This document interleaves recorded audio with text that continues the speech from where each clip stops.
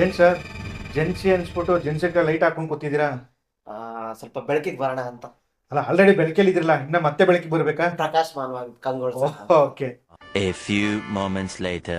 So ಹೇಗಿದ್ದೀರಾ crazy people? ನೀವು ನೋಡ್ತಾ ಇದ್ದೀರಾ ಆದಿಪುರುಷ ಸ್ಟುಡಿಯೋಸ್. ನಾನ್ ನಿಮ್ಮ ರಸ್ಟಾನ್. Hi friends, especially girl friends. ಇವತ್ತು ಆದಿಪುರುಷ ಸ್ಟುಡಿಯೋಸ್ ಅಲ್ಲಿ ನಾವು ಶಂಕರ್ ಕೊರಮಾನಹಳ್ಳಿ ಅವ್ರ ಜೊತೆ ಪಾಡ್ಕಾಸ್ಟ್ ಮಾಡ್ತಾ ಇದ್ದೀವಿ.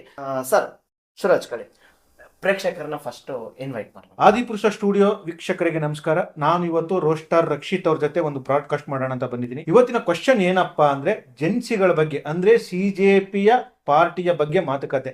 ಸರ್, ಈಗ ಏನ್ ನಾನು ಸ್ಟಾರ್ಟ್ ಮಾಡ್ತಾ ಇದ್ದೀನಿ, ಸಿಜೆಪಿ ಅಂದ್ರೆ ಕಾಕ್ರೋಚ್ ಜನತಾ ಪಾರ್ಟಿ, ಅದ್ರ ಬಗ್ಗೆ ನಿಮ್ಗೆ ಏನ್ ಅನ್ಸುತ್ತೆ ಸರ್? ಒಂದು ಮುಖ್ಯವಾದ ವಿಷಯ ಏನಂದ್ರೆ, ನಾನು ಪೊಲಿಟಿಕಲ್ ಒಪಿನಿಯನ್ಸ್ ನ ಕೊಡಲ್ಲ, ನಾವು ಇನ್ಫ್ಲೂಯೆನ್ಸ್ ಮಾಡಲ್ಲ. ನಾವು ಅಷ್ಟೇ ಪೊಲಿಟಿಕಲ್ ಆಗಿ ಮಾತಾಡ್ತಾ ಇಲ್ಲ, ಆದ್ರೆ ಜೆನ್ಸಿಗಳು ಮತ್ತೆ ಕಾಕ್ರೋಚ್ ಜನತಾ ಪಾರ್ಟಿ ಮಾಡ್ತಿರುವ ಒಂದು ಬಗ್ಗೆ ಮಾತ್ರ ಮಾತಾಡ್ತಾ ಇದೀವಿ ಅಷ್ಟೇ. ಈಗ ಸರ್, ನನ್ನ ಒಪಿನಿಯನ್ ಏನು ಅನ್ನೋದಕ್ಕಿಂತ ಆ ಕಾಕ್ರೋಚ್ ಜನತಾ ಪಾರ್ಟಿ ಏನು ಅನ್ನೋದು ತುಂಬಾ ಮುಖ್ಯ ಆಗುತ್ತೆ. Yes.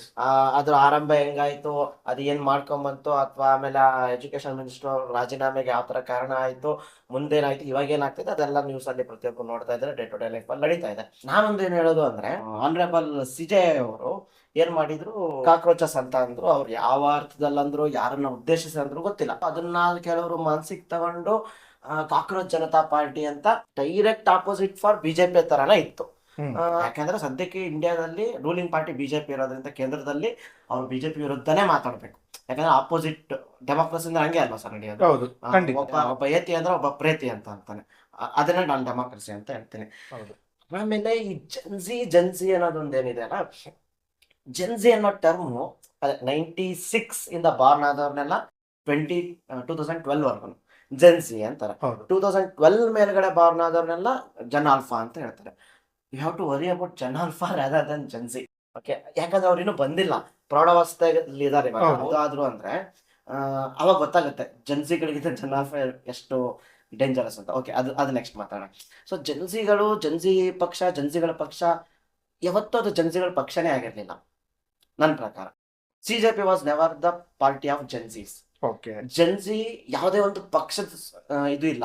ಜೆನ್ಸಿ ಆಲೋಚನೆಗಳು ಹೇಗೆ ಅಂದ್ರೆ, ನಾನು ಕಂಪ್ಯಾರಿಸನ್ ಕೊಡ್ತೀನಿ, ನಾಟ್ 100%. ಆಲೋಚನೆಗಳು ಹೇಗೆ ಅಂದ್ರೆ, ಪ್ರಜಾಕೀಯ ಉಪೇಂದ್ರ ಅವರು ಶುರು ಮಾಡಿದಂಥ ಪ್ರಜಾಕೀಯದ ಆಲೋಚನೆ ಜೆನ್ಸಿಗಳು ಅಂದ್ರೆ, ಎಲ್ಲರೂ ಸಮಾನವಾಗಿರಬೇಕು, ಯಾರೋ ಮೇಲಿಲ್ಲ ಕೀಳಿಲ್ಲ, ಹೆಣ್ಣು ಗಂಡಿನಲ್ಲಿ ಭೇದ ಭಾವ ಇಲ್ಲ. ಓಕೆ, ಅದು ಜೆನ್ಸಿಗಳ ಆಲೋಚನೆ. ಅವರಲ್ಲಿ ಏನು ಅಂದ್ರೆ, ಅವ್ರ ಮಾತಿನ ಶೈಲಿ ಆಗಿರ್ಬೋದು, ಅವ್ರ ಬಿಹೇವಿಯರ್ ಆಗಿರ್ಬೋದು, ಅದು ನಿಮಗೆ ಬೇರೆ ಇನ್ನೇನೋ ಅನಿಸ್ಬೋದು. ಯಾಕೆ ಅಂದ್ರೆ ಸರ್, ಇವಾಗ ನಿಮ್ಮ ಸೀನಿಯರ್ಸು ನಿಮಗೇನು ಹೇಳ್ತಾರೆ, ಈ ಜನ್ರೇಷನ್ ಸರಿ ಇಲ್ಲ ಅಂತ. ಸೊ ನೀವೇನ್ ಹೇಳ್ತಾರೆ, ಈ ಜನ್ರೇಷನ್ ಸರಿ ಇಲ್ಲ ಅಂತ. ನಾವೇನ್ ಹೇಳ್ತೀವಿ, ಆ ಜನ್ರೇಷನ್ ಸರಿ ಇಲ್ಲ. ನಾನು ಮಧ್ಯದಲ್ಲಿ ಒಂದು ಸ್ವಲ್ಪ ಸ್ಟಾಪ್ ಮಾಡ್ತೀನಿ. ಏನ್ಕೆಂದ್ರೆ ಈಗ ಮೊನ್ನೆ ನಡೆದಂತ ಒಂದು ಅಂದ್ರೆ ಕೇಂದ್ರ ಶಿಕ್ಷಣ ಸಚಿವರ ರಾಜೀನಾಮೆಯಲ್ಲಿ ನಾವು ಜೆನ್ಸಿಗಳು ಅಂತಾನೆ ಹೇಳ್ಕೊಂಡು ಬಂದ್ರು. ಅವ್ರು ಮಾಡಿದ್ರ ಬಗ್ಗೆ ನಾನು ಮಾತಾಡ್ತಾ ಇದ್ದೀನಿ. ಅಂದ್ರೆ ನಾನು ಇಲ್ಲಿ ಪಕ್ಷದ ವಿರೋಧಿ ಕೆಲಸ ಅಂತೂ ಮಾಡ್ತಾ ಇಲ್ಲ, ಯಾವ ಪಕ್ಷಕ್ಕೂ ನಾನು ಸಪೋರ್ಟ್ ಮಾಡ್ತಾ ಇಲ್ಲ.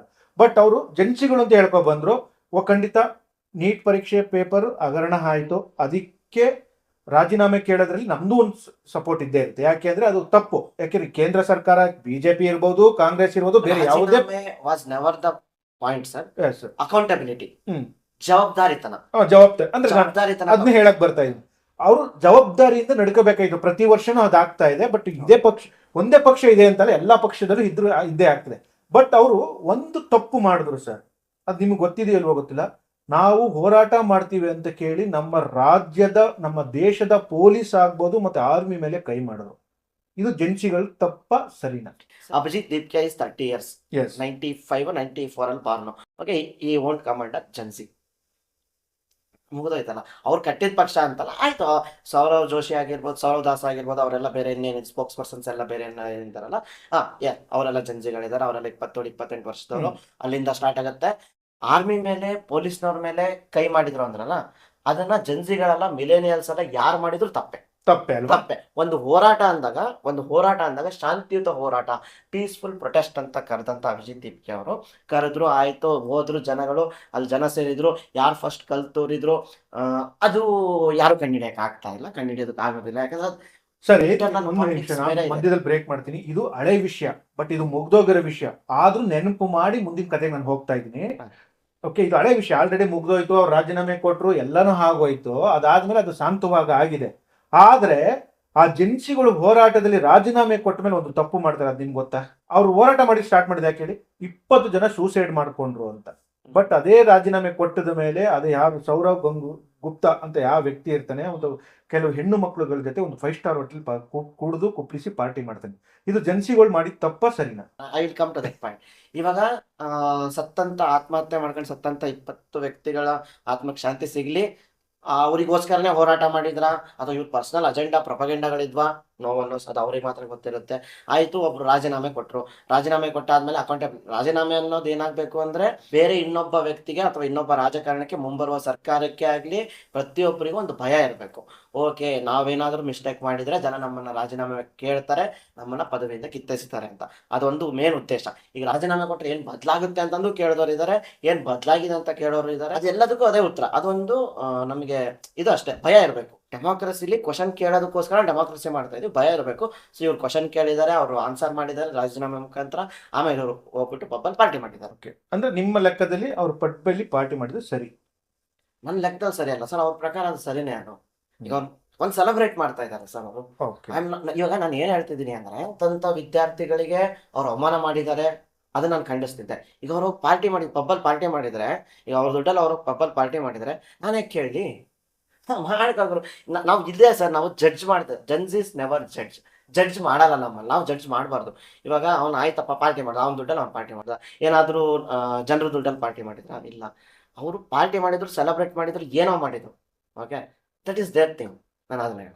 ಓಕೆ, ಇಷ್ಟನ್ನ ನಾವು ಅಲ್ಲಿಗೆ ಬಿಟ್ಬಿಡೋಣ ಸರ್. ಯಾವುದು ಸಿಜೆಪಿ ಹೋರಾಟ ಮಾಡಿದ್ದಾಯ್ತು, ಅವರು ಪಾರ್ಟಿ ಮಾಡಿದ್ದು ಅಂದ್ರೆ ಪಕ್ಷ ಪಾರ್ಟಿ ಮಾಡಿದ್ರು ಬಿಡೋಣ, ಈ ಪಾರ್ಟಿ ಮಾಡಿದ್ರು ಬಿಡೋಣ, ಎಲ್ಲ ಬಿಟ್ಟು ಬಿಡೋಣ. ಅದಾದ ಮೇಲೆ ಈಗ ಒಂದು ಕ್ವಶನ್ ಎದ್ದಿರೋದೇನಂದ್ರೆ, ಸಿಜೆಪಿಯ ಸಂಸ್ಥಾಪಕ, ಅವ್ರ ಹೆಸರೇನು ಗೊತ್ತಲ್ವ ನಿಮ್ಗೆ?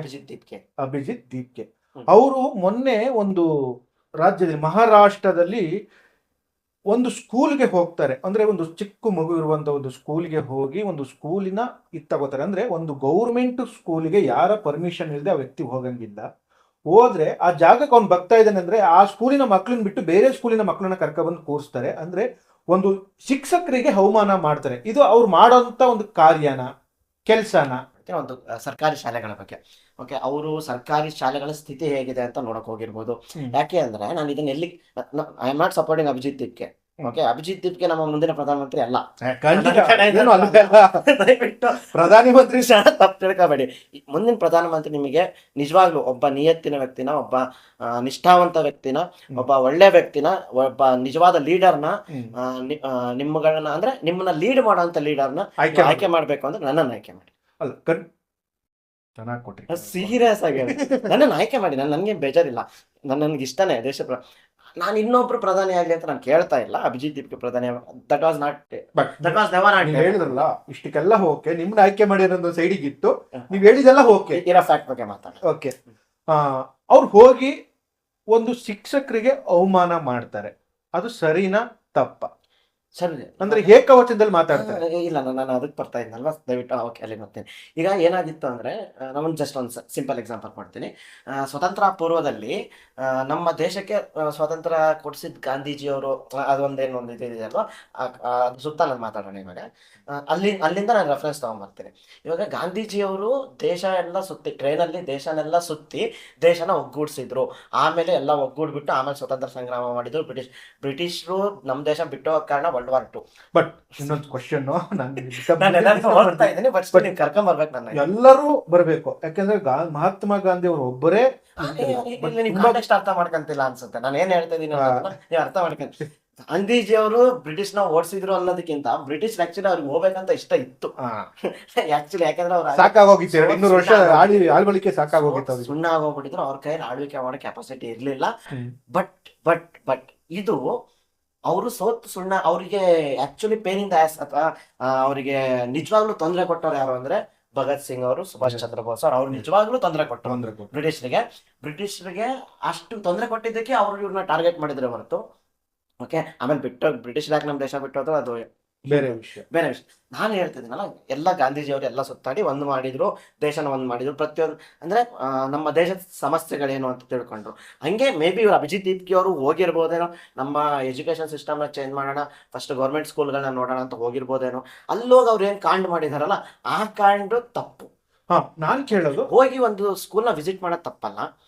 ಒಬ್ಬ ಈಗ ನನಗೆ ನಾಯಕ ಆಗ್ಬೇಕು ಅನಿಸ್ತಾ ಇದೆ ಅನ್ಕೊಂಡು, ನಾನು ಜನರಿಗೋಸ್ಕರ ಏನೋ ಮಾಡ್ಬೇಕು ಅನಿಸ್ತಾ ಇದೆ, ನಾನು ಏನ್ ಮಾಡ್ತೀನಿ, ಫಸ್ಟ್ ಎಜುಕೇಶನ್ ಸಿಸ್ಟಮ್ನ ಚೇಂಜ್ ಮಾಡೋಣ ಅಂತೀನಿ. ಅವಾಗ ಏನ್ ಮಾಡ್ತೀನಿ, ಆಯ್ತು ಹತ್ರದ ಗೌರ್ಮೆಂಟ್ ಸ್ಕೂಲಿಗೆ ಹೋಗ್ತೀನಿ, ಹೋಗ್ಬಿಟ್ಟು ಅಲ್ಲಿ ಟೀಚರ್ಸ್ ಜೊತೆ ಮಾತಾಡ್ತೀನಿ, ಮಕ್ಕಳ ಜೊತೆ ಮಾತಾಡ್ತೀನಿ, ಸಮಸ್ಯೆ ಏನಾಗ್ತಾ ಇದೆ, ಮಕ್ಕಳ ಸಂಖ್ಯೆ ಯಾಕೆ ಕಡಿಮೆ ಇದೆ ಗೌರ್ಮೆಂಟ್ ಸ್ಕೂಲಲ್ಲಿ, ನಾವು ಫ್ರೀಯಾಗಿ ಎಜುಕೇಶನ್ ಕೊಟ್ಟರು, ಫ್ರೀಯಾಗಿ ಊಟ ಕೊಟ್ಟರು, ಮಕ್ಕಳ ಸಂಖ್ಯೆ ಯಾಕೆ ಕಡಿಮೆ ಇದೆ, ಅಥವಾ ನಾವು ಕ್ವಾಲಿಟಿ ಎಜುಕೇಶನ್ ಕೊಡಕ್ ಆಗ್ತಾ ಇಲ್ವಾ, ಏನ್ ಸಮಸ್ಯೆ ಆಗ್ತಾ ಇದೆ, ಮೇಲಿನ ಸಮಸ್ಯೆನ, ಕೆಳಗಡೆನ ಸಮಸ್ಯೆನ, ನಿಮ್ಮ ಸಮಸ್ಯೆನ, ನಮ್ಮ ಸಮಸ್ಯೆನ, ಅದನ್ನ ಅರ್ಥ ಮಾಡ್ಕೊಂಡು ಅದಕ್ಕೆ ಸೊಲ್ಯೂಷನ್ ಏನು ಅದನ್ನ ಒಂದಿಷ್ಟು ನೋಟ್ ಮಾಡ್ಕೊಂಡು, ಓಕೆ ಈ ತರ ಸೊಲ್ಯೂಷನ್ ಇವಾಗ ಪ್ರೆಸೆಂಟ್ ಇರ್ತಕ್ಕಂಥ ಶಿಕ್ಷಣ ಮಂತ್ರಿಗಳಿಗೆ ಅದಕ್ಕೆ ತಲುಪೋ ತರ ಏನಾದರೂ ಒಂದು ಮಾಡಿ ಸರ್. ಇವಾಗ ಸೋಷಿಯಲ್ ಮೀಡಿಯಾ ಇದೆ ಸರ್, ಎಲ್ಲ ನೋಡ್ತಾರೆ, ತಲುಪೋ ತರ ಅವ್ರು ಆ ತರ ಮಾಡಿದ್ರೆ ಐ ವುಡ್ ಅಪ್ರಿಷಿಯೇಟ್. ನಾನು ಇದನ್ನೆಲ್ಲ ಮಾಡಿದ್ರೆ ನಾನು ಅಪ್ರಿಷಿಯೇಟ್ ಮಾಡ್ತೇನೆ. ನಾನು ಇದನ್ನೆಲ್ಲ ಯಾಕೆ ಈ ವಿಡಿಯೋ ಮುಖಾಂತರ ಹೇಳ್ತಾ ಇದ್ದೀನಿ ಅಂದ್ರೆ, ಸೊ ದಟ್ ಜನ ನನ್ನನ್ನು ಅವ್ರ ನಾಯಕನನ್ನಾಗಿ ಮಾಡ್ಕೊಳ್ಳಿ ಅಂತ. ಅಲ್ಲ, ಇರ್ಬೋದು, ಮಾಡ್ಕೊಳ್ಳಿ, ನಾನು ಬೇಡ ಅನ್ನಲ್ಲ. ಬಟ್ ನಾನು ಏನ್ ಕೇಳ್ತಾ ಇದ್ದೀನಿ ಅಂದ್ರೆ, ಅವ್ರು ಅದ್ ಮಾಡಿಲ್ಲ ಸರ್, ಅದೇ ಬೇಜಾರಾಗ್ತಾರೆ. ಮಾಡಿಲ್ಲ. ಒಬ್ಬ ಶಿಕ್ಷಕರಿಗೆ ಅವಮಾನ ಮಾಡೋದು ಎಷ್ಟು ಸರಿ? ಒಂದು ನಮ್ಮಪ್ಪ teacher sir, for the reference ನಮ್ಮಪ್ಪ ಟೀಚರ್. ಸೊ ಇವಾಗ ನಮ್ಮಪ್ಪ ಟೀಚರ್ ಆಗಿದ್ದಾಗ ನನಗೆ ಗೊತ್ತು ಶಿಕ್ಷಕರದ್ದು ಹೆಂಗೆ ಅಂತ. ಸಿಕ್ಕಾಪಟ್ಟೆ ಸ್ಟ್ರಿಕ್ಟ್ ಬಿಡಿ ನಮ್ಮಪ್ಪ. ಸೊ ಆ ಒಂದು ಟೀಚರ್ಸ್ಗೆ ಮಕ್ಕಳು ಮುಂದೆ ಅವಮಾನ ಮಾಡಬಾರ್ದು. ಈವನ್ ಹೆಡ್ ಮಾಸ್ಟರ್ ಕೂಡ ಮಕ್ಕಳು ಮುಂದೆ ಸಬಾರ್ಡಿನೇಟ್ಸ್ ಬೈಯಂಗಿಲ್ಲ. ಯಾಕೆಂದ್ರೆ ಮಕ್ಕಳಿಗೆ ಗೌರವ ಹೋಗ್ಬಿಡುತ್ತೆ ಟೀಚರ್ಸ್. ನಾನು ಈ ಪ್ರಶ್ನೆನೇ ಎತ್ತಬೇಕು ಅಂತ ಇದ್ದಿದ್ದು ಅವಾಗಿಂದ. ಅಷ್ಟು ಜನ ಮಕ್ಕಳು ಮುಂದೆ ಆ ಹೆಡ್ ಮಾಸ್ಟರ್ಗೆ ಅವಮಾನ ಮಾಡಿ ನೆಕ್ಸ್ಟ್ ಆ ಹೆಡ್ ಮಾಸ್ಟರ್ಗೆ ಆ ಮಕ್ಕಳು ಬೆಲೆ ಕೊಡ್ತಾರ ಒಂದು. ಆಮೇಲೆ ಇನ್ನೊಂದು ಬೇಜಾರ್ ವಿಷಯ ಏನಂದ್ರೆ, ಅಲ್ಲಿರೋ ಮಕ್ಕಳು ಯಾವ ಆ ಮಕ್ಕಳು ಆ ಸ್ಕೂಲ್ನವು ಅಲ್ಲ. ಅದು ಮೇನ್ ಪ್ರಾಬ್ಲಮ್ ಆಗಿರೋದು. ಹೌದು, ಅಲ್ಲಿದ್ದು ಮಕ್ಕಳುಗಳು ನೋಡಿ, ಬೇಕಾದ್ರೆ ವಿಡಿಯೋ ನೋಡಿ ಚೆಕ್ ಮಾಡಿ ನೋಡಿ, ಅಲ್ಲಿರೋ ಮಕ್ಕಳುಗಳು ಎಲ್ಲರೂ ಬಂದು ಕ್ಯಾಮ್ರಾ ಇಟ್ಕೊಂಡಿದ್ದಾರೆ, ಎಲ್ಲರೂ ಬಂದು ಸೋಷಿಯಲ್ ಮೀಡಿಯಾ ಮೊಬೈಲ್ ಇಟ್ಕೊಂಡು ಎಲ್ಲ ಇದು ಮಾಡ್ತಿದ್ದಾರೆ. ಆ ಊರಿನ ವ್ಯಕ್ತಿ ಹೇಳ್ಬಿಡ್ತಾನೆ ತಪ್ಪ್ಯಾರ್ದು ಅಂತ ಹೇಳ್ತೀನಿ. ನಾನು ದಯವಿಟ್ಟು ಕ್ಷಮಿಸಿ, ತಪ್ಪ್ಯಾರ್ದು ಅಂತ ಹೇಳ್ತೀನಿ. ಈ ಮಾರ್ಕ್ ಜುಕರ್ಬರ್ಗ್ ಮತ್ತು ಈ ತರ ಕಿಡಿಗೇಡಿಗಳದು ಸೋಷಿಯಲ್ ಮೀಡಿಯಾ ಕಂಡಿಡುತ್ತ ಸರ್. ಸೋಷಿಯಲ್ ಮೀಡಿಯಾ ಕಂಡುಹಿಡಿದಿರೋದಕ್ಕೆ ಇವತ್ತು ನಮ್ಮ ದೇಶದಲ್ಲಿ ಏನಾಗ್ತಿದೆ ಏನಾಗ್ತಿಲ್ಲ ಅನ್ನೋದು ಪ್ರತಿಯೊಬ್ಬ ಜನಗಳು ಕೈಲಿ ತಲುಪ್ತಾ ಇದೆ ಸರ್. ಟಿವಿ ತಲುಪಕ್ ಆಗ್ತಾ ಇಲ್ಲ. ಯಾಕೆಂದ್ರೆ ನಾವು ಟಿವಿ ತಲುಪೋಷ್ಟೊತ್ತಿಗೆ ಕೆಲಸದಲ್ಲಿ ಬಂದಿರ್ತೀವಿ, ನಾವು ಹೋಗೋಷ್ಟೊತ್ತಿಗೆ ಮುಗ್ದೋಗ್ಬಿಟ್ಟಿರುತ್ತೆ, ಅದು ಬೇರೆ ಕೆಲಸ ಆಗ್ತಾ ಇದೆ. ಬಟ್ ನಮ್ಮ ಹತ್ರ ಮೊಬೈಲ್ ಇರೋದಕ್ಕೆ, ಸೋಷಿಯಲ್ ಮೀಡಿಯಾ ಇರೋದಕ್ಕೆ ನಮ್ಮ ಪ್ರಪಂಚದಲ್ಲಿ ಏನಾಗ್ತಿದೆ, ನಮ್ಮ ದೇಶದಲ್ಲಿ ಏನಾಗ್ತಿದೆ, ಯಾರು ತಪ್ಪು ಮಾಡ್ತಿದ್ದಾರೆ, ಯಾರು ಸರಿ ಮಾಡ್ತಿದ್ದಾರೆ, ಯಾರು ನಮ್ಮ ದೇಶಕ್ಕೆ ಹೋರಾಟ ಮಾಡ್ತಿದ್ದಾರೆ, ಅದ್ರ ಬಗ್ಗೆ ಒಂದು ಡೀಟೇಲ್ಸ್ ಎಲ್ಲ ಗೊತ್ತಾಗ್ತಿದೆ. ಆದ್ರೆ ಅಷ್ಟು ಜನ ಕ್ಯಾಮ್ರಾಗಳು ಇಟ್ಕೊಂಡ್ರು, ಮೊಬೈಲ್ ಇಟ್ಕೊಂಡ್ರು, ಎಲ್ಲ ಇಟ್ಕೊಂಡು ವಿಡಿಯೋ ಮಾಡ್ತಾ ಇದ್ದಾರೆ. ಆ ಊರಿನ ವ್ಯಕ್ತಿ ಒಬ್ಬ ಹೇಳ್ಬಿಡ್ತಾನೆ, ನೀವು ಇಷ್ಟು ಜನಕ್ಕೆಲ್ಲ ಪ್ರಶ್ನೆ ಕೇಳ್ತಾ ಇದ್ದೀರಾ ಮಕ್ಕಳಿಗೆ, ಆ ಮಕ್ಕಳು ಯಾರು ನಮ್ಮ ಊರವ ಅಲ್ವೇ ಅಲ್ಲ ಅಂತ. ಅದೇ ಅಭಿಜಿತ್ ಅವರು ತಲೆಮೆ ಕೈ ಕೂತ್ಕೊಬಿಡ್ತಾರೆ. ಗೊತ್ತಾಯ್ತಂದ್ರೆ ಅವರು ಅಲ್ಲಿಗೆ ಬರ್ತಾ ಇದ್ದೀನಿ ಅನ್ನೋದಕ್ಕೆ ಒಂದು ಪ್ಲಾನ್ ಮಾಡ್ಕೊಂಡು ಈ ಸರ್ಕಾರನ ಕಟ್ಟಾಕೋದಿಕ್ಕೆ ಏನ್ ಪ್ಲಾನ್ ಮಾಡ್ಕೋಬೇಕು ಅಂತ ಹೇಳಿ ಬಂದಿದ್ರು. ಬಟ್ ಅಲ್ಲಿ ಅವಮಾನ ಆಗುತ್ತೆ ಅವರಿಗೆ, ಆಯ್ತಾ. ಅದಾದ ಮೇಲೆ ರಾಜಸ್ಥಾನದ ಒಂದು ಊರಿಗೆ ಹೋಗ್ತಾರೆ. ರಾಜಸ್ಥಾನದ ಒಂದು ಏನ್ ವಿಷಯ ಹೇಳ್ತಾ ಇದ್ದೀನಿ ಅಂದ್ರೆ, ಈ ವ್ಯಕ್ತಿ ಒಬ್ಬ ಈ ತರ ಮಾಡಿದ್ರೆ ಇದೇ ತರ ಈಗ ಏನ್ ಜೆನ್ಸಿಗಳಂದ್ರೆ ಹೆಂಗೆ ಅಂದ್ರೆ, ಸೋಷಿಯಲ್ ಮೀಡಿಯಾದಲ್ಲಿ ನಾನು ಫೇಮಸ್ ಆಗ್ತೀನಿ, ನಾನು ಫೇಮಸ್ ಆಗ್ಬೇಕು ಅನ್ನೋ ಕಾರಣಕ್ಕೆ ಇಲ್ಲದ ಕಾನೂನ ಕೈ ತಗೋತಾರೆ ಇವರು. ಜೆನ್ಸಿಗಳಲ್ಲಿ ಒಂದೇ ಅಲ್ಲ ಸರ್, ಅದು ಆಕ್ಚುಲಿ ಎಲ್ಲರಲ್ಲೂ ಹ್ಯೂಮನ್ ಟೆಂಡೆನ್ಸಿ ಸರ್. ಇವಾಗ ಲೈಮ್ ಲೈಟಿಗೆ ಬರಬೇಕು, ಫೇಮಸ್ ಆಗಬೇಕು, ಅಟೆನ್ಷನ್ ಸಿಗ್ಬೇಕು ಅನ್ನೋದು ಅದು ಹ್ಯೂಮನ್ ಟೆಂಡೆನ್ಸಿ. ಓಕೆ, ನಮ್ಮ ಮನುಷ್ಯನ ಮಾನಸಿಕ ಒಂದು ಇದು ಅದು. ಓಕೆ, ಅದರಲ್ಲಿ ಜೆನ್ಸಿಗಳು ಜಾಸ್ತಿ ಇದ್ದಾರೆ ಅನ್ನೋ ಕಾರಣಕ್ಕೂ. ಯಾಕಂದ್ರೆ ಸರ್, ನಮ್ಮ ದೇಶದ ಯೂತ್ ಪಾಪ್ಯುಲೇಷನ್ ಜಾಸ್ತಿ ಇದ್ದಾಗ ಅಬ್ವಿಯಸ್ಲಿ ಅದನ್ನ ಮಾಡೋದು ನಿಮ್ಗೆ ಜಾಸ್ತಿ ಕಾಣಿಸ್ತಾರೆ. ಈಗ ನಾನು 40 ವರ್ಷದವ್ರು ಆ ಥರ ಮಾಡೋದು ನೋಡಿದ್ದೀನಿ, 60 ವರ್ಷದವರು ಕ್ರಿಂಚ್ ಮಾಡೋದು ನೋಡಿದ್ದೀನಿ, ಜನ್ ಆಲ್ಫಾ ಮಾಡೋದು ನೋಡಿದ್ದೀನಿ. ಇಲ್ಲಿ ಜನ್ಸಿಗಳನ್ನ ಟಾರ್ಗೆಟ್ ಮಾಡ್ತಿರೋದು ಏನಕ್ಕೆ ಅಂದ್ರೆ, ನಾವು ಪ್ರೆಸೆಂಟ್ ಇವಾಗ ಯಾರು ಅಧಿಕಾರದಲ್ಲಿ ಏನಿದಾರಲ್ಲ ಅವರೆಲ್ಲ ಮಿಲೇನಿಯಲ್ಸ್ ಆಗಿರೋದ್ರಿಂದ ಅಬ್ವಿಯಸ್ಲಿ ಮಿಲೇನಿಯಲ್ಸ್ ಜನ್ಸಿನ ಟಾರ್ಗೆಟ್ ಮಾಡ್ತಾರೆ. ಇದು ಯಾವ್ದೋ ಡಬ್ಬಾ ಜನರೇಷನ್, ಈ ಜನರೇಷನ್ ಸರ್. ನಮ್ಮ ಸೀನಿಯರ್ ನಮ್ಮ ಜೂನಿಯರ್ ನಮಗೆ ಬೈತಿದ್ರು, ನಾವು ನಮ್ಮ ಜೂನಿಯರ್ಗೆ ಬೈತಿದ್ದೆ, ಏನಪ್ಪ ಜೂನಿಯರ್ಸ್ ವ್ಯಾಲ್ಯೂಸ್ ಇಲ್ಲ ಇವರಿಗೆ, ನಾವು ಅದನ್ನೇ ಮಾಡಿದೀವಿ, ಅದೆಲ್ಲ ಇದ್ದೇ ಇರುತ್ತೆ. ಓಕೆ, ಅದು ಹ್ಯೂಮನ್ ಟೆಂಡೆನ್ಸಿನೇ. ಬಟ್ ನಾನೇನ್ ಹೇಳ್ತಾ ಇದ್ದೀನಿ ಅಂದ್ರೆ, ಇಲ್ಲ ಈ ಜನ್ಸಿಗಳು ಸೋಷಿಯಲ್ ಮೀಡಿಯಾದಲ್ಲಿ ಫೇಮಸ್ ಆಗ್ಬೇಕು ಅಂತ ಅಂತಲ್ಲ, ಪ್ರತಿಯೊಬ್ರು ಈ ಕೈಯಲ್ಲಿ ಮೊಬೈಲ್ ಇದ್ದ ಪ್ರತಿಯೊಬ್ರು ಕ್ಯಾಮ್ರಾ ಆನ್ ಮಾಡ್ತಾರೆ, ಅದು ಮಾಡ್ತಾರೆ, ಇದು ಮಾಡ್ತಾರೆ, ಎಲ್ಲ ಮಾಡ್ತಾರೆ. ಅದನ್ನ ತುಂಬಾ ಒಳ್ಳೇದು ಅಂತ ಹೇಳ್ತಿದ್ದೀನಿ ಸರ್. ಏನಕ್ಕೆ ಅಂದ್ರೆ, ಪ್ರತಿಯೊಬ್ರು ಕ್ಯಾಮ್ರಾ ಆನ್ ಮಾಡಿದ್ರೆ ನಮ್ಮ ದೇಶದಲ್ಲಿ ಕೆಲವು ಜನಕ್ಕೆ ಭಯ ಉಟ್ಕೊಳ್ಳುತ್ತೆ. ಬರೀ ಕ್ಯಾಮ್ರಾನ ಇಟ್ಕೊಂಡು ಹೋಗ್ಬಾರ್ದು, ಮೊಬೈಲ್ ಆನ್ ಮಾಡ್ಬೇಕು. ನಾನು ಹೇಳ್ತಾ ಇದ್ದೀನಿ, ಕ್ಯಾಮ್ರಾ ಇಟ್ಕೊಂಡು ಹೋಗ್ಬಾರ್ದು, ಮೊಬೈಲ್ ಆನ್ ಮಾಡ್ಬೇಕು. ಯಾಕೆ ಅಂದ್ರೆ, ಇರಪ್ಪ ಕ್ಯಾಮ್ರಾ ಆದ್ರೆ ಗೊತ್ತಾಗ್ಬಿಡುತ್ತೆ, ಮೊಬೈಲ್ ಅಂದ್ರೆ ಎಲ್ಲಿ ಇಟ್ಕೊಂಡು ರೆಕಾರ್ಡ್ ಮಾಡ್ಬಿಟ್ಟು ನಮ್ಮ ಜಾತಕನ ಬೀದಿಗೆ ತಂದ್ಬಿಡ್ತಾರೇನೋ. ಆ ಪೊಲಿಟಿಷಿಯನ್ಸ್ಗಳಿಗೆ ಅರ್ಥ ಆಗ್ಬೇಕು. ಬಟ್ ಎಲ್ಲ ಪಕ್ಷದ ಪೊಲಿಟಿಷಿಯನ್, ನಾನು ಈ ಪಕ್ಷ ಆ ಪಕ್ಷ ಅಂತ ಹೇಳ್ತಿಲ್ಲ, ಯಾಕೆಂದ್ರೆ ಆ ಪಕ್ಷದಲ್ಲಿ ಎಲ್ಲಾ ಪಕ್ಷದವರು ಸರ್ ಇದಾರೆ. ಅದೇ ಇಷ್ಟು ಇದ್ರ ಸುತ್ತ ಇದೇನು ಘಟನೆ ನಡೀತಲ್ವಾ, ಈ ಘಟನೆಯ ಸುತ್ತ ಇರೋದು ಅಭಿಜಿತ್ ದೀಪ್ಗೆ ಮತ್ತೆ ಅವನ ಸಂಗಡಿಗರು ಇದು. ಓಕೆನಾ, ಇದಿಷ್ಟು ಒಂದು ಜನ್ಸಿ ಮೇಲೆ ಹಾಕೋದು ತಪ್ಪಾಗುತ್ತೆ. ಆಯ್ತು, ಅದು ಸಮಸ್ಯೆ ಏನಾಗ್ತಿದೆ ಇಲ್ಲ, ಅಂದ್ರೆ ನಾನ್ ಜನ್ಸಿ ಮೇಲೆ ಹಾಕ್ತಾ ಇಲ್ಲ. ಜನ್ಸಿ ಹೆಸರನ್ನ ಅವ್ರು ಹೇಳ್ಕೊಂಡು ಅವರೇ ಮಾಡ್ಕೊಂಡಿದ್ರು, ನಾವು ಜನ್ಜಿಗಳು ಅಂತ ಕೂಗಿ ಅವನು ಜನ್ಸಿ ನಾನು ಜನ್ಸಿ ಅಂತಿದ್ದೀನಲ್ವಾ. ಅದೇನೇ ಪ್ರಾಬ್ಲಮ್. ಬಟ್ ಪ್ರಾಬ್ಲಮ್ ಆಗ್ತಿರೋದು ಹೆಂಗೆ ಅಂದ್ರೆ ಕೆರೆಯಲ್ಲಿ ಒಂದು ಮೀನು ಸರಿ ಇಲ್ಲ ಅಂದ್ರೆ ಎಲ್ಲಾ ಮೀನುಗಳು ಸರಿ ಇಲ್ಲ ಅನ್ನೋ ತರ ಆಗ್ಬಾರ್ದು. ಈಗ ಅಟ್ಲೀಸ್ಟ್ ಇವಾಗ ಈಗ ನೋಡಿ ಅವ್ರು ಸಪೋರ್ಟ್ ಮಾಡ್ತಿರೋದು ಯಾರು ಸರ್? ಸರ್, ಅವರಿಗೆ ಸಪೋರ್ಟ್ ಮಿಲಿಯನ್ಸ್ ಸಪೋರ್ಟ್ ಮಾಡ್ತಾ ಇರೋದು, ಜನ್ಸಿನೂ ಸಪೋರ್ಟ್ ಮಾಡ್ತಾ ಇದ್ದಾರೆ. ಅಭಿಜಿತ್ ದೀಪ್ಗೆ first of all not Gen Z, and ಅವ್ರನ್ನ ನಮ್ಮ ಲೀಡರ್ ಅಂತ ಎಲ್ಲಾ ಜನ್ಸಿಗಳು ಒಪ್ಕೊಂಡಿಲ್ಲ. ಇದೊಂದು ಒಂದು political party sir, CJP is political party ಆಗುತ್ತೆ. ಓಕೆನಾ, ಮುಂದೆ ಸಿಜೆಪಿ ಒಂದು ಬಟ್ ನೋಡ್ರಪ್ಪ ಹೇಳ್ತಾ ಇದಾರೆ ಸಿಜೆಪಿ ಪೊಲಿಟಿಕಲ್ ಪಾರ್ಟಿ ಆಗುತ್ತೆ ಮುಂದೆ ಆಗುತ್ತೆ ಸರ್. ಇವಾಗ ಅವ್ರು ಇಷ್ಟೆಲ್ಲ ಮಾಡ್ತಾ ಇದಾರೆ ಅಂದ್ರೆ ಏನೋ ಬದಲಾವಣೆ ತರಬೇಕು ಅಂತ ಬರ್ತಾರೆ. ನಮ್ಮ ರಾಜ್ಯದಲ್ಲಿ ಇರ್ತಕ್ಕಂಥ ಲೀಡರ್ಸೇ ಆಗ್ಲಿ, ಅವರು ಕೂಡ ಬಂದಿದ್ದು ರಾಜಕೀಯಕ್ಕೆ ಬಂದಿದ್ದೇನಕ್ಕೆ ಅಂದ್ರೆ ಸರ್, ಅವರು ಆಮ್ ಆದ್ಮಿ ಪಕ್ಷ ಉದಾಹರಣೆಗೆ ಎಲ್ಲರೂ ಬದಲಾವಣೆ ತರೋಣ ಅಂತಂದೇ ಬಂದಿದ್ದು.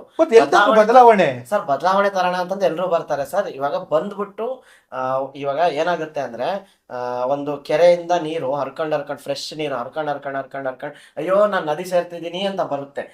ಅದು ನದಿ ಸೇರ್ತೀನಿ ಅಂತ ಬಂದಾಗ ಆ ನದಿ ಕೊಳಚೆ ಆಗಿದ್ರೆ, ಕೆಟ್ಟೋಗಿದ್ರೆ, ಕೆಸರಾಗಿದ್ರೆ ಒಳ್ಳೆ ನೀರು ಕೂಡ ಕೆಸರಾಗುತ್ತೆ. ಅಂದ್ರೆ ಸಿಸ್ಟಮ್ ಆಗೋಗ್ಬಿಟ್ಟಿದೆ. ಸಿಸ್ಟಮ್ ಯಾವಾಗಿಂದನೂ ಹಂಗಿದೆ.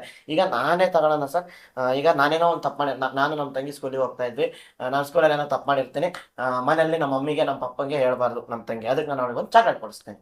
ಭ್ರಷ್ಟಾಚಾರ ಅಲ್ಲಿಂದ ಸ್ಟಾರ್ಟ್ ಆಯ್ತು. ರಾಜಸ್ಥಾನಕ್ಕೆ ಹೋದ ಮೇಲೆ ಅಲ್ಲಿ ಒಂದು ದೊಡ್ಡ ಗಲಾಟಿನೇ ಆಗುತ್ತೆ ಸರ್. ಆ ಗಲಾಟಿಲಿ ತಪ್ಪಿ ಯಾರಾದ್ರೂ ಪ್ರಾಣ ಹೋಗಿದ್ರೆ ಯಾರ ತಲೆ ಮೇಲೆ ಬರೋದು? ನಾನು ಹೇಳ್ತೀನಿ, ಅವ್ರು ಸ್ಕೂಲಿಗೆ ಹೋಗಿದ್ದು ತಪ್ಪಿಲ್ಲ. ಸ್ಕೂಲಿಗೆ ಹೋಗಿ ಅದ್ರ ಸಮಸ್ಯೆಗಳನ್ನ ಕೇಳೋದು ತಪ್ಪಲ್ಲ, ಅದಕ್ಕೆ ಪರಿಷ್ಕಾರನ ಹುಡುಕೋದು ತಪ್ಪಲ್ಲ. ಬಟ್ ಅದನ್ನ ನೀನ್ ಯಾಕಪ್ಪ ಹಿಂಗಿದ್ಯಾ ಅಂತ ಪ್ರಶ್ನೆ ಮಾಡೋದೊಂದು. ಆಮೇಲೆ ಒಂದು ನಮ್ಮ ದೇಶದ ಒಂದು ಕಾನೂನು ಇದೆ ಸರ್. ಆ ಕಾನೂನಲ್ಲಿ ನಮ್ಮ ಒಬ್ಬ ಗೌರ್ಮೆಂಟ್ ಎಂಪ್ಲಾಯ್ ಮೇಲೆ ಒಂದು question is not answerable to him. ಅಲ್ಲ, ನಾನು ಹೇಳೋದು ಅವ್ರ ಸುಪೀರಿಯರ್ಗೆ ಆನ್ಸರ್ ಮಾಡ್ಲೇಬೇಕು ಅಷ್ಟೇ. ಈ ವ್ಯಕ್ತಿ ಆ ಒಂದು ಜಾಗಕ್ಕೆ ಹೋಗ್ತೀನಿ ಅಂದ್ರೆ, ಈಗ ನಾನೇ ಸರ್, ನಾನು ಇಲ್ಲಿಂದ ನಾನು ಬೇರೆ ಕಡೆ ಎಲ್ಲೋ ಹೋಗ್ತೀನಿ ಅಂದ್ರೆ ನಾನು ಇನ್ಫಾರ್ಮ್ ಮಾಡಿ ಹೋಗ್ತೀನಿ ಅಂದ್ರೆ ಅವ್ರದ್ದೇನೋ ಪರ್ಸನಲ್ ಇರ್ಬೋದು, ಅವ್ರದ್ದೇನೋ. ಈಗ ಒಂದು ಗೌರ್ಮೆಂಟ್ ಸಂಬಂಧಪಟ್ಟ ಒಂದು ಸ್ಕೂಲಿಗೆ ಹೋಗ್ತೀನಿ ಅಂದಾಗ ಆ ಸ್ಕೂಲಿಗೆ ಇನ್ಫಾರ್ಮ್ ಮಾಡೋದು ಅವರ ಕರ್ತವ್ಯ. ಅದು ರಾಜಾರೋಷವಾಗಿ ಹೋಗಕ್ಕೆ ಯಾರಿಗೂ ಅಧಿಕಾರ ಇಲ್ಲ, ನಮ್ಮ ಕಾನೂನಲ್ಲೂ ಇಲ್ಲ. ಅದು ಇಲ್ಲ. ಅದಾಗಿ ರಾಜಸ್ಥಾನದಲ್ಲಿ ಹೋಗ್ತಾರೆ, ಅಲ್ಲಿ ಹೋಗ್ಬೇಕಾದ್ರೆ ಊರಿನ ಜನ ಹೊಡಿತಾರೆ ಅವ್ರಿಗೆ. ಅಂದ್ರೆ ಅಲ್ಲಿ ಸಿಜೆಪಿಯ ಮುಖವಾಡ ಕಳ್ಸ್ಕೊಳ್ಳುತ್ತೆ, ಅಲ್ಲಿಂದ ಬಿಡ್ತಾರೆ, ಓಡೋಗ್ತಾರೆ, ಅದೆಲ್ಲ ಆಗೋಗ್ಬಿಡುತ್ತೆ. ಸಿಜೆಪಿ ಕಲುಷಿತಗೊಂಡಿದೆ ಅಂತ ಹೇಳಲ್ಲ ನಾನು. ಯಾಕೆ ಅಂದ್ರೆ ಸಿಜೆಪಿಲು ಒಳ್ಳೆ ನಾಯಕರು ಬರ್ಬೋದು. ನಾನು ಸಿಜೆಪಿನೂ ಕೆಟ್ಟದು ಅಂತ ಹೇಳ್ತಿಲ್ಲ, ಬಿಜೆಪಿನೂ ಕೆಟ್ಟದು ಅಂತ ಹೇಳಿಲ್ಲ. ಕಾಂಗ್ರೆಸ್ ಕೆಟ್ಟದಲ್ಲ ಸರ್, ಕಾಂಗ್ರೆಸ್ ಕೆಟ್ಟದಲ್ಲ. ಅದನ್ನ ಯಾಕೆ ಬಿಡೋಣ? ಖಂಡಿತ. ಯಾಕೆಂದ್ರೆ ಕಾಂಗ್ರೆಸ್ 60 ವರ್ಷ ನಮ್ಮ ದೇಶ ಆಳಿದೆ ಸರ್. 60 ವರ್ಷ ಆಳಿದ್ರು ನಮ್ಗೆ ಎಷ್ಟು ಕೊಡಬೇಕು ಅಷ್ಟು ಕೊಟ್ಟಿದೆ, ಅವ್ರ ಕೈಲಾದಷ್ಟು ಮಾಡಿದಾರೆ. ಇವಾಗ ಅಷ್ಟಿಲ್ದೆ ಅವ್ರು ಮಾಡಿಲ್ಲ ಅಂದ್ರೆ ನಾನು ಸ್ಕೂಲಲ್ಲಿ ಓದಕ್ ಆಗ್ತಿರಲ್ಲ. ನಾನು ಬಿಜೆಪಿ ಬಂದ್ಮೇಲೆ ಓದೋನಲ್ಲ ಸರ್, ಕಾಂಗ್ರೆಸ್ ಓದ ನಾನು. ಆಮೇಲೆ ಬಿಜೆಪಿ ಅವ್ರು ಬಂದಾಗ ಅವ್ರದ್ದು ಪಾಸಿಟಿವ್ ಇದೆ, ನೆಗೆಟಿವ್ ಇದೆ, ಎಲ್ಲಾರ್ದು ಇದೆ. ಯಾವುದೇ ಕಾರಣಕ್ಕೂ ಅಧಿಕಾರ ಕೊಡಬಾರ್ದು. ಏಕೆ ಅಂತ ಹೇಳ್ತೀನಿ, ಅವರು ನಮ್ಮ ದೇಶದ ವಿರುದ್ಧನೇ ಇದ್ದಾರೆ ಸರ್. ನೀವೇನೇ ಅನ್ಕೊಳ್ಳಿ, ಬೇಜಾರು ಮಾಡ್ಕೊಂಡ್ರೆ. ಯಾಕೆಂದ್ರೆ ಅವರು ಮಧ್ಯದಲ್ಲಿ ಮೀಟ್ ಮಾಡಿದ ಯಾರನ್ನ ಅನ್ನೋದೆಲ್ಲ ನಿಮ್ಗೆ ಒಂದ್ ಸ್ವಲ್ಪ ತೆಗೆದು ನೋಡಿದ್ರೆ ಸಮಸ್ಯೆಗಳಲ್ಲೇ ಇರೋದು ಸರ್, ಸಮಸ್ಯೆಗಳಲ್ಲೇ ಇರೋದು ಇಲ್ಲಿ. ಹಂಗಾಗಿ ನಾವು ನಾಯಕರನ್ನ ಸೆಲೆಕ್ಟ್ ಮಾಡ್ಬೇಕಾಗಿದೆ. ಏನ್ ಬೇಜಾರು ಗೊತ್ತಾ, ನಮ್ಮ ದೇಶದ ವಿರೋಧಿ ಚೀನಾ, ಅದೆಲ್ರಿಗೂ ಗೊತ್ತು, ಕರೆಕ್ಟಾ? ಇಲ್ಲಿ ಹೋರಾಟ ನಡೀತಾ ಇದೆ. ಆದ್ರೆ ಅಭಿಜಿತ್ ದೀಕ್ಷೆ ಅವ್ರು ಕೆಲವು ಜನ ಹೋಗಿ ಚೀನಾ ಇದರಲ್ಲಿ ಕೂತ್ಕೊಂಡಂತ ಒಂದು ಫೋಟೋ ರಿಲೀಸ್ ಆಗುತ್ತೆ. They are not hour leaders ಅಂತ ನಾನೇ ಹೇಳ್ತಾ ಇದ್ದೀನಿ. ನಾವು ಅವ್ರನ್ನ ಲೀಡರ್ಸ್ ಅಂತಾನೆ ಅನ್ಕೊಳ್ತಾ ಇದ್ದೀನಿ. ನೀವು ಒಬ್ರು ಅನ್ಕೋತಲ್ಲ, ಬಟ್ ಜೆನ್ಸಿಗಳ ಲೀಡರ್ ಅಂತಾನೆ ಅನ್ಕೊಂಡಿರೋದು. ಅವ್ರನ್ನ ಬದಲಾವಣೆ ಬೇಕು ಅಂತ ಬಿಜೆಪಿ ತರುತ್ತೆ ಅನ್ನೋ ಒಂದು ಹೋರಾಟ. ಅದೇ ಸಿಜೆಪಿಲಿ ಇರ್ತಕ್ಕಂಥ ಎಲ್ಲಾ ಲೀಡರ್ಸ್, ಇವಾಗ ಬಿಜೆಪಿ ಅವರು ಎಲ್ಲರೂ ಒಳ್ಳೆಯರಲ್ಲ, ಸಿಜೆಪಿ ಅವರು ಎಲ್ಲರೂ ಒಳ್ಳೆ, ಆ ತರದ ಸಮಸ್ಯೆಗಳಿದಾವೆ ಹೊರತು ಅಲ್ಲಿ ಕೆಲವರು ಎಷ್ಟೊಂದ್ ಜನ ಅಂಬೇಡ್ಕರ್ ಅವ್ರ ಬುಕ್ ಇಟ್ಕೊಂಡು ಹೋರಾಟಕ್ಕೆ ಹೋಗಿದ್ರಲ್ಲ, ಅಲ್ಲಿ ಹೋರಾಟಕ್ಕೆ ಹೋದಾಗ ಏನಾಗುತ್ತೆ ಅದ್ರ ಬಗ್ಗೆ ನಮ್ಗೆ ಖುಷಿ ಇದೆ ಸರ್. ಆ ಮಧ್ಯದಲ್ಲಿ ಒಂದಷ್ಟು ಜನ ಹೆಣ್ಣು ಮಕ್ಕಳುಗಳು ಮಾತಾಡಿದ್ರು, ಗಂಡು ಮಕ್ಕಳು ಮಾತಾಡಿದ್ರು, ದೇಶದ ಬಗ್ಗೆನೇ ಮಾತಾಡಿದ್ರು. ಅಲ್ಲಿ ದೇಶ ವಿರೋಧಿ ಅವರೆಲ್ಲ ಮೂಲೆ ಗುಂಪಾದ್ರು ಗೊತ್ತಾ? ಯಾಕೆ ಅಂದ್ರೆ ಅವ್ರಿಗೆ ಆ ಒಂದು ಇದು ಸಿಗ್ಲಿಲ್ಲ. ಅವರಿಗೆ ಆಕ್ಚುಲಿ ಬೇಕಾಗಿದ್ದು ಇಂಪಾರ್ಟೆಂಟ್ ಅಲ್ಲಿ. ಆದ್ರೆ ನಮ್ಮ ಮೀಡಿಯಾ ಆಗ್ಬೋದು, ಎಲ್ಲಾ ತರದಲ್ಲೂ ಅವ್ರನ್ನ ಮೂಲೆ ಗುಂಪು ಮಾಡ್ತು. ಅಂದ್ರೆ ನಮ್ಮ ದೇಶದ ಬಗ್ಗೆ ಯಾರು ಹೋರಾಟ ಸೋಷಿಯಲ್ ಮೀಡಿಯಾ ಓಕೆ, ಇಷ್ಟೆಲ್ಲ ಓಕೆ ಸರ್. ಸಿಜೆಪಿ ಹಿಂಗ್ ಮಾಡ್ತಾ ಇದೆ. ಓಕೆ, ಸಿಜೆಪಿ ಒಳ್ಳೆ ಕೆಲಸ ಮಾಡಿದ್ರೆ ಖಂಡಿತ ನಾವು ಆಗ್ಲಿ ನೀವಾಗ್ಲಿ ಎಲ್ಲ ಸಪೋರ್ಟ್ ಮಾಡೋಣ. ಆದ್ರೆ ಸಿಜೆಪಿ ಒಂದು ಪಾರ್ಟಿಯಾಗಿ ಬದಲಾವಣೆ ಆಗೋದು ನಿಮ್ಗೆ ಇಷ್ಟನ ಬೇಡವಾ? ಬೇಡ ಸರ್. ನನ್ನ ಅನಿಸಿಕೆ ಅಷ್ಟೇ. ನನಗೆ ಬೇಡ, CJP ಯಾವುದೇ ಕಾರಣಕ್ಕೂ ಪಾರ್ಟಿಯಾಗಿ ಬದಲಾಗಬಾರ್ದು. ಬಟ್ ಅದು ಪಾರ್ಟಿಯಾಗಿ ಬದಲಾಗುವ ಸೂಚನೆ ಕೊಡ್ತಾ ಇದೆ, ಕಾಣಿಸ್ತಾ ಇದೆ, ನನಗೂ ಗೊತ್ತಾಗ್ತಾ ಇದೆ. ಅದಕ್ಕೆ ಕೆಲವು ಪಕ್ಷಗಳು, ನಮ್ಮ ದೇಶದ ವಿರೋಧಿ ಪಕ್ಷಗಳೇ ಸಪೋರ್ಟ್ ಮಾಡ್ತಾ ಇದೆ. ಅದು ಯಾರು ಅಂತ ನಾನು ಹೇಳಲ್ಲ. ಅಂದ್ರೆ ಆ ಪಕ್ಷಗಳು ಹೆಂಗ್ ಉಟ್ಕೊಂಡಿದೆ ಸರ್, ಇಲ್ಲ, ಆ ಪಕ್ಷಗಳು ಯಾಕೆ ಉಟ್ಕೊಂಡಿದೆ ಅಂತ ನಾನು ಹೇಳ್ತೀನಿ. ಆ ಪಕ್ಷ ಉಟ್ಕೊಂಡಿದ್ದು ಸಹ ಇದೇ ತರ ಒಂದು ಹೋರಾಟದಲ್ಲಿ, ಆ ಪಕ್ಷ ಭ್ರಷ್ಟಾಚಾರದ ವಿರುದ್ಧ ಹೋರಾಟ ಮಾಡ್ತೀನಿ ಅಂತ ಬಂದವರು ಅವರೇ ಭ್ರಷ್ಟಾಚಾರದ ವಿರುದ್ಧ ಜೈಲು ಸೇರ್ತಾರೆ. ಅಂತ ವ್ಯಕ್ತಿ ಸಪೋರ್ಟ್ ಮಾಡ್ತಾ ಇರೋದೇ ನಮ್ಮ ದೇಶದ ಇದು. ದೇಶಕ್ಕೆ ಹಿತ ಯಾವುದು, ದೇಶಕ್ಕೆ ಹಿತ ಯಾವುದು, ದೇಶಕ್ಕೆ ಅಹಿತ ಯಾವುದು, ಅದು ನಮ್ಗಳಿಗೆ ಗೊತ್ತಿರ್ಬೇಕು. ನಾವು ಅದ್ರ ಬಗ್ಗೆ ಜಾಗರೂಕರಾಗಿರ್ಬೇಕು. ನಾವು ಅದ್ರ ಬಗ್ಗೆ ಜಾಗರೂಕರಾಗಿದ್ದಾಗ ನಾವು ಅಂದ್ರೆ ನಾವು ನಾವು ಜಾಗರೂಕರಾಗಿದ್ದಾಗ ನಾವು ಎಂತ ನಾಯಕನ ಆಯ್ಕೆ ಮಾಡ್ತೀವಿ ಅನ್ನೋದು ನಮ್ಗೆ ಗೊತ್ತಿರುತ್ತೆ, ನಮ್ ತಿಳುವಳಿಕೆಗೆ ಬರುತ್ತೆ.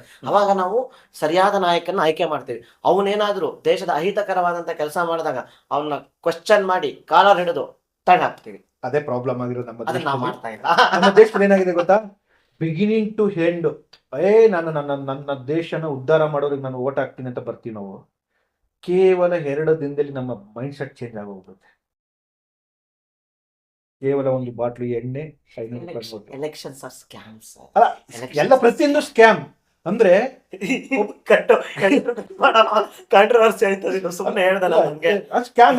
ನಾನು ಹೇಳ್ತೀನಿ, ನನ್ಗೆ ಯಾರೋ ಒಬ್ರು ವ್ಯಕ್ತಿ ಹೇಳ್ತಾ ಇದ್ರು, 5 ವರ್ಷ ನಾನು ಆಳ್ವಳಿಕೆ ಮಾಡ್ತು, ಅಧಿಕಾರ 5 ವರ್ಷ ಅಧಿಕಾರ ಅಂತ. ಏನ್ ಗೊತ್ತಾ, ಇನ್ನೊಂದು ವಿಚಾರ ಹೇಳ್ತೀನಿ, ದಯವಿಟ್ಟು ಕ್ಷಮಿಸಿ, ಇಂಟರಪ್ಷನ್ ಮಾಡ್ತಿದ್ದೀನಿ ಅಂತ.